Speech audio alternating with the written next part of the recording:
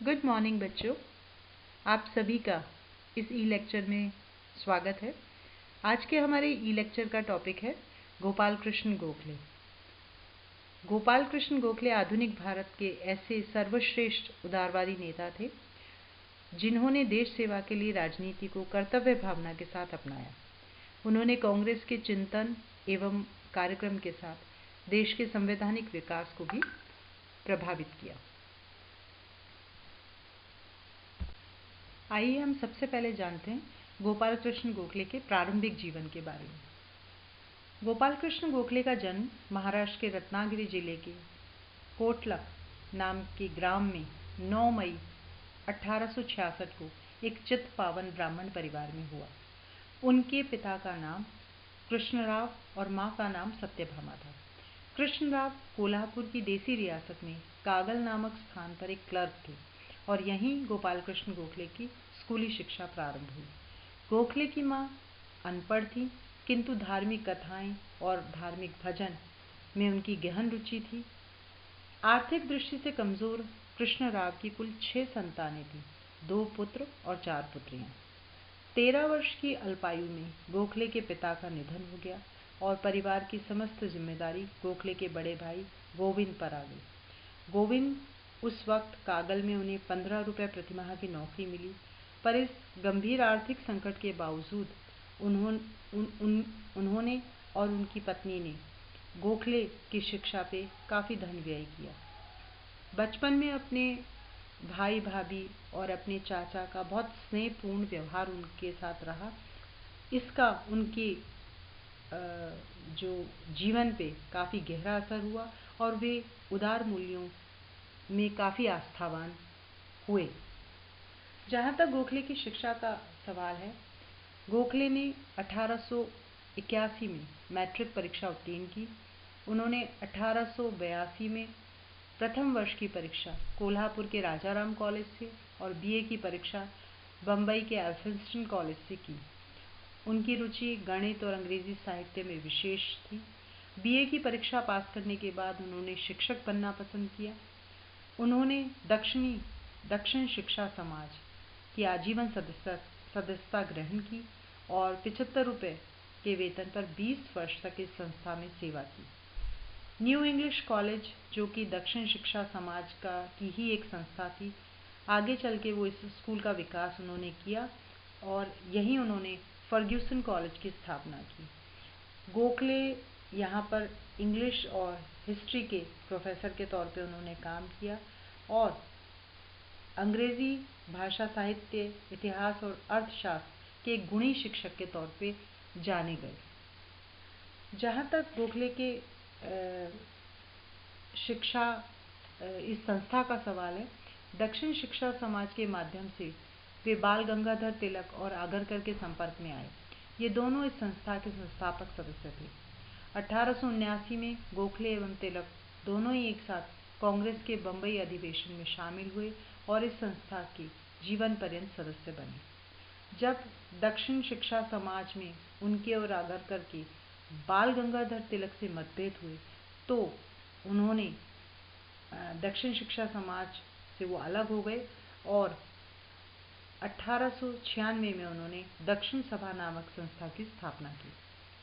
Fergusson college के सेवा काल के दौरान गोखले का परिचय महादेव गोविंद रानडे से हुआ और वो उनसे इतने प्रभावित हुए कि मन ही मन वो उन्हें अपना राजनीतिक गुरु मान बैठे। रानडे से प्राप्त प्रशिक्षण के कारण ही वे आगे चलकर सरकार की आर्थिक नीतियों की विश्लेषणात्मक समीक्षा करने में समर्थ हुए और एक गैर सरकारी आर्थिक सलाहकार के रूप में उनकी प्रसिद्धि चारों ओर फैली। 1899 में ब्रिटिश सरकार ने गोखले की प्रतिभा एवं ज्ञान का सम्मान करते हुए उन्हें बम्बई विधान परिषद का नामजद सदस्य बनाया। 1902 में उन्हें इंपीरियल लेजिस्लेटिव काउंसिल का सदस्य नियुक्त किया गया।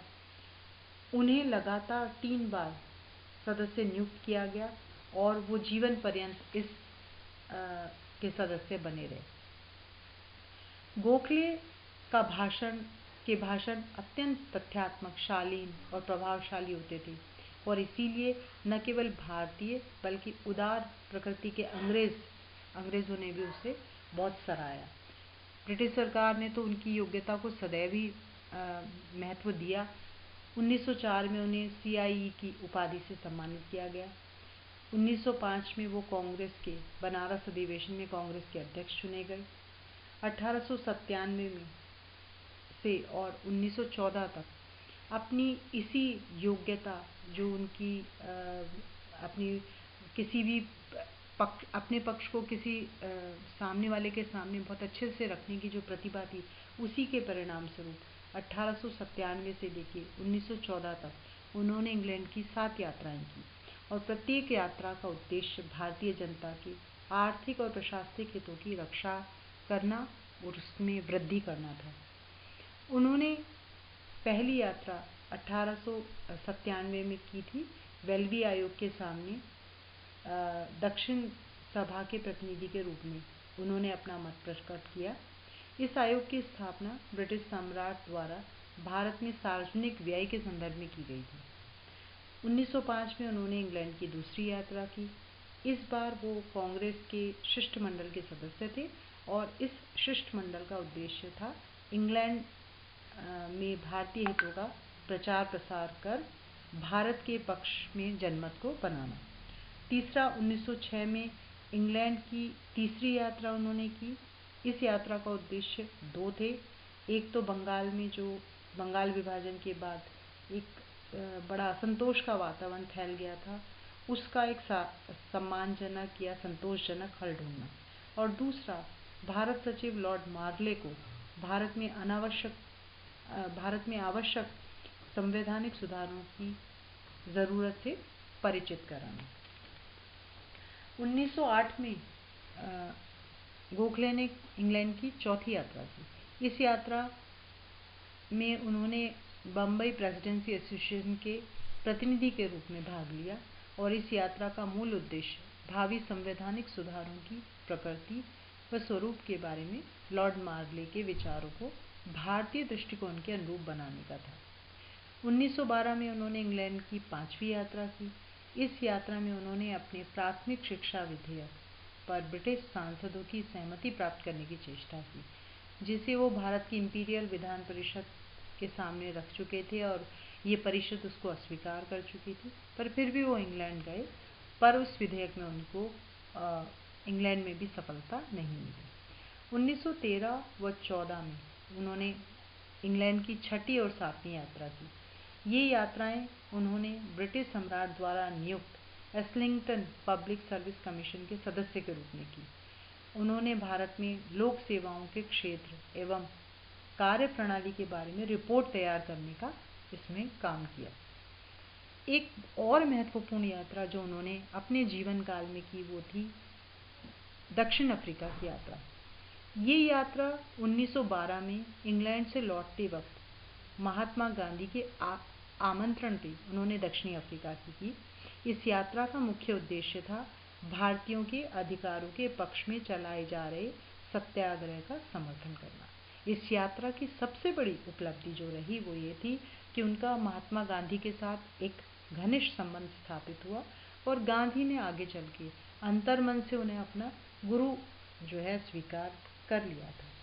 तो इस रूप में उनका गांधी से इस यात्रा के दौरान संपर्क हुआ। आरंभिक रूप जीवन में वो बहुत अपने विचारों की वजह से एक कट्टर उदारवादी माने जाते थे, और उनका ब्रिटिश सरकार की न्यायप्रियता में गहन विश्वास भी था।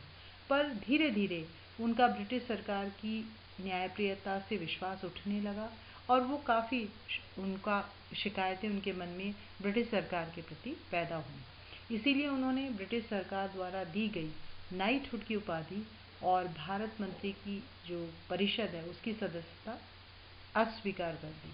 तो जीवन के अंतिम समय में वो कुछ ब्रिटिश सरकार की कार्यों से असंतुष्ट हो गए और उन्होंने अपनी इस नाराज़गी को प्रदर्शित भी किया।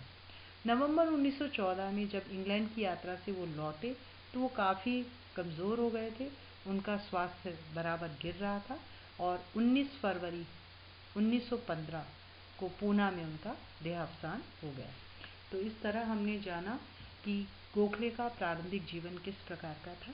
अब ये भी देख लेते हैं हम कि उसमें उन्होंने क्या कोई ऐसा लेखन कार्य किया जिसके बारे में बात करनी यहाँ बात करना उपयोगी होगा।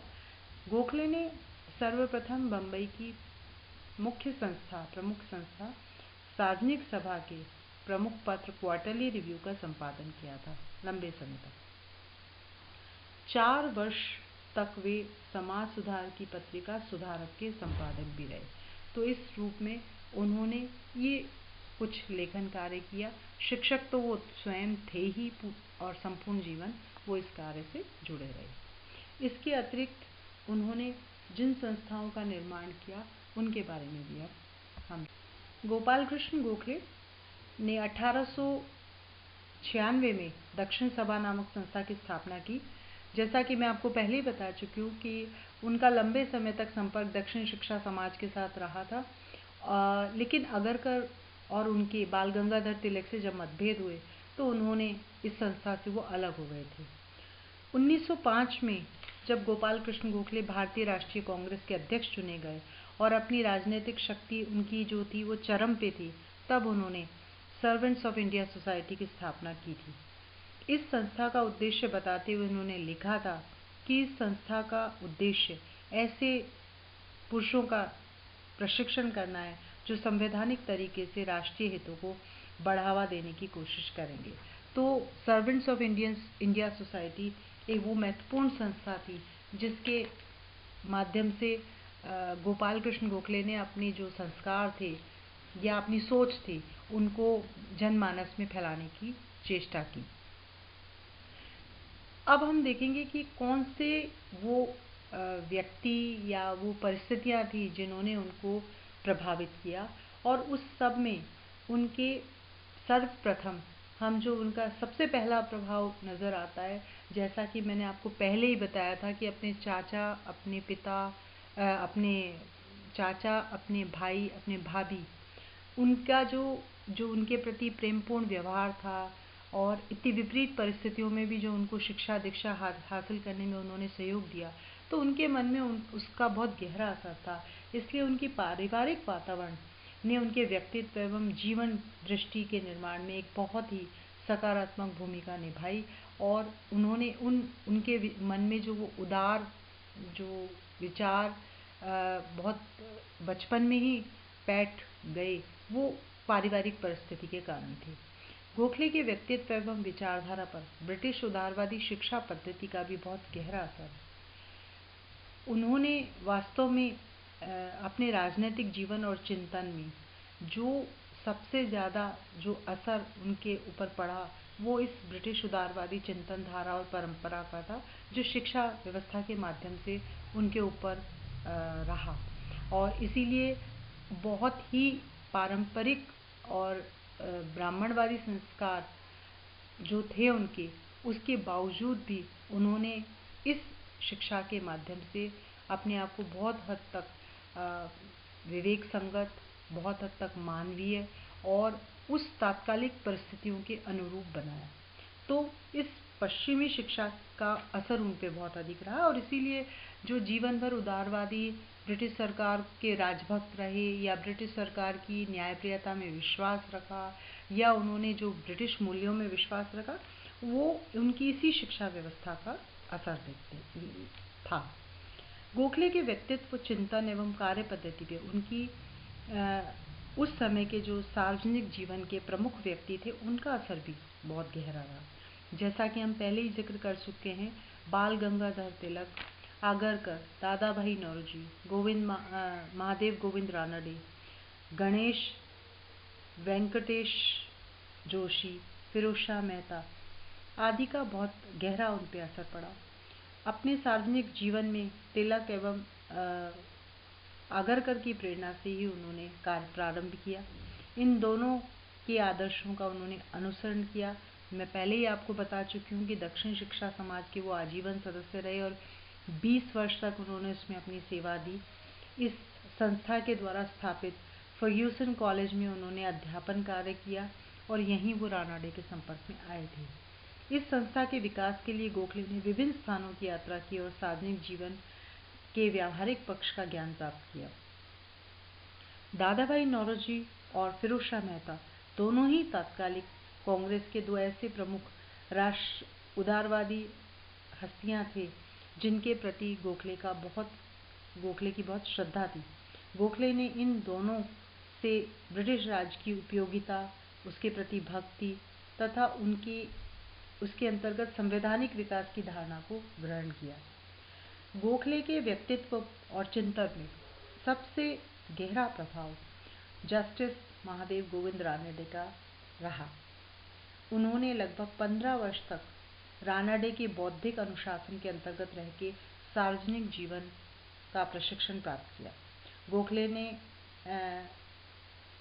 पूरी तरह से रानडे ने गोखले को सार्वजनिक जीवन में प्रतिष्ठित करने की भावना से पूना की सार्वजनिक सभा का मंच दिया और दक्षिणी सभा की स्थापना की प्रेरणा भी उन्होंने दी। इसके अतिरिक्त गोखले के राजनीतिक और आर्थिक चिंतन पर गणेश वेंकटेश जोशी का गहरा प्रभाव है।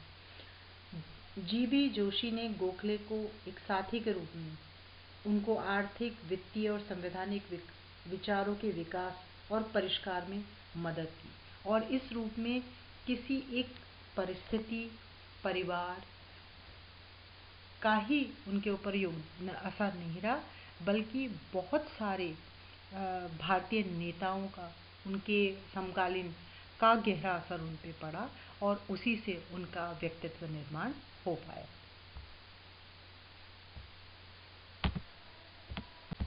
धन्यवाद।